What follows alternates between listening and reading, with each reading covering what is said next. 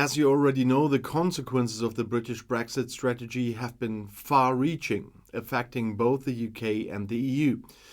The UK economy has been hit hard by Brexit, with reduced trade with the EU, increased costs for businesses, and a shortage of workers. The UK's GDP is estimated to be lower than it would have been without Brexit, and the country is facing a cost of living crisis. And some checks even haven't started. The EU economy has also been affected by Brexit, but to a lesser extent. The EU has lost a major trading partner, and there has been increased uncertainty for businesses. Brexit has had a significant impact on British politics as well. The Conservative Party has been deeply divided over Brexit, and the UK has seen a rise in nationalist and populist parties and members of old parties. Brexit has also weakened the UK's position on the world stage. The EU has also been affected by Brexit, with increased tensions between member states over the future of the Union. Brexit has also had social consequences, with increased division within British society. There is a growing sense of alienation among those who feel that their voices were not heard in the Brexit referendum. Brexit has also had a negative impact on EU citizens living in the UK, who to some extent have lost their right to free movement and other benefits. The consequences of the British Brexit strategy are still unfolding. The UK economy has been hit hard, as I said, and the country is facing a number of challenges. Brexit has also had a significant impact on British politics and society. It is important to note that there is a wide range of views on the consequences of Brexit. Some people believe that Brexit will have a positive impact on the UK in the long term, which I doubt, while others believe that it will have a negative impact. Only time will tell what the full consequences of Brexit will be. The consequences of the British Brexit strategy for the cohesion of the Tory party have been significant, as we know. The party has been deeply divided over Brexit since the referendum in 2016, and this division has only deepened in recent years. The main issue that has divided the Tory party over Brexit is the question of how closely the UK should remain aligned to the EU. Some Tories, known as hard Brexiteers, who want to see a complete break from the EU, while others, known as soft Brexiteers, want to maintain a closer relationship. The division has led to a number of high-profile resignations from the Tory party, including those of former Prime Ministers David Cameron and Theresa May. It has also made it difficult for the party to agree on a united Brexit strategy for the future. The Tory party's division over Brexit has also had a negative impact on its public image. The party is now seen as being divided and indecisive, and this has cost it support with voters. In the 2017 general election, the Tory party lost its majority in Parliament. This was due in part to its own divisions over Brexit, which alienated voters in both Leave and Remain areas. In 2019, the Conservative Party expelled 21 MPs who had voted against the government Brexit plans. This moved further and deepened the party's divisions and led to accusations that the party was becoming increasingly authoritarian. The party's division over Brexit also contributed to the resignation of Prime Minister Theresa May in 2019. May was unable to unite the party behind her Brexit plan, and she was eventually forced to step down. The division has made it difficult for the party to unite behind a single leader and had increased the risk of a split. In the 2019 general election, the party was only able to win a majority with the support of the Brexit Party, which was led by Nigel Farage. But then it got a big win because Farage held back. And there are some impacting consequences of the British Brexit strategy for the cohesion of the Tory party. One is this increased factionalism. The party has become more divided into pro-Brexit and pro-Remain factions, and this has made it difficult for the party to agree on a common policy platform. And then there was the loss of high-profile members. A number of high-profile Conservative politicians have resigned from the government or left the party altogether due to their opposition to the government's Brexit strategy, and that on both sides. This has weakened the party and made it more difficult to attract new talent. And then there's the decreased electoral support. The party's support in the polls has declined after 2019.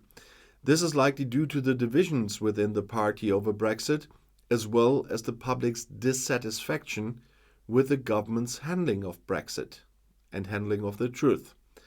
The Tory party's division over Brexit has also made it difficult for the party to govern effectively.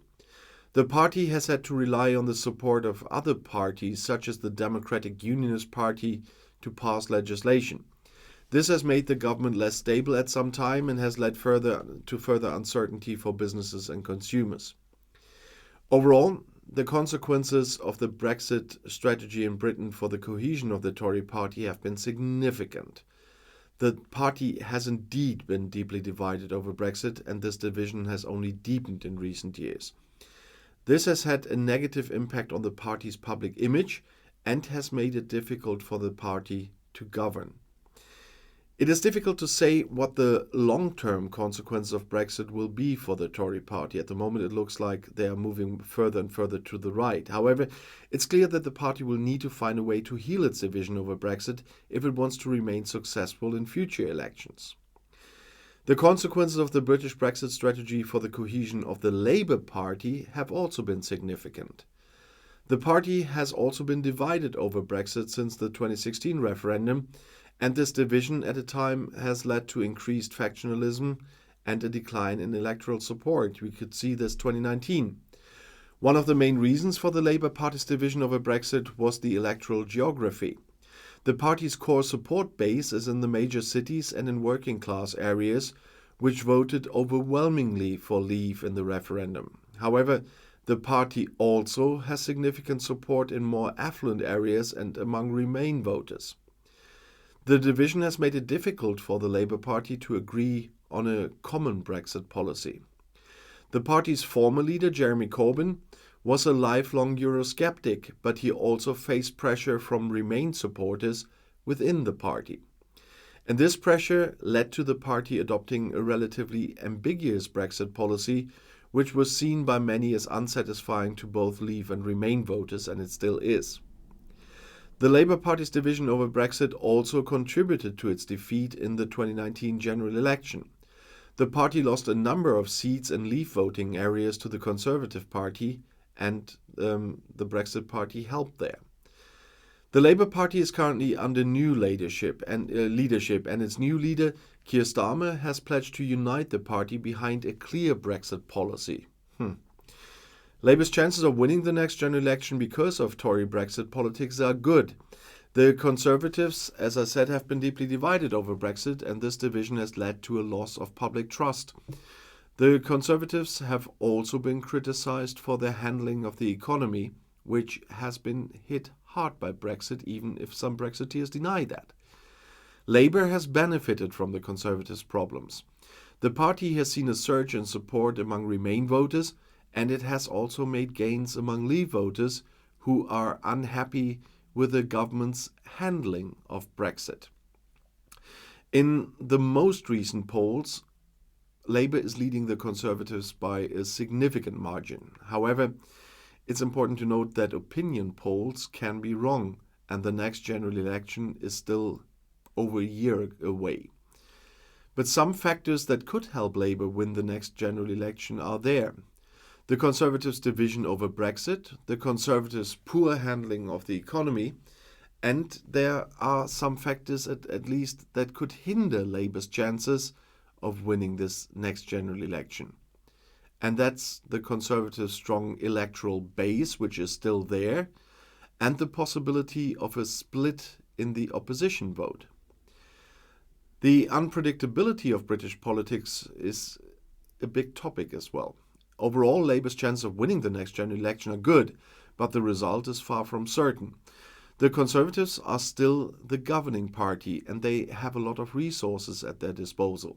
However, Labour has, so to speak, the wind in its sails, and it's well placed to capitalize on the Conservatives' problems. It is also worth noting that the next general election is likely to be fought on a range of issues. Labour will need to develop a strong policy platform on issues such as the economy, healthcare and education in order to win the election. Their Brexit position will not be enough for that, because I still don't understand what their Brexit position is.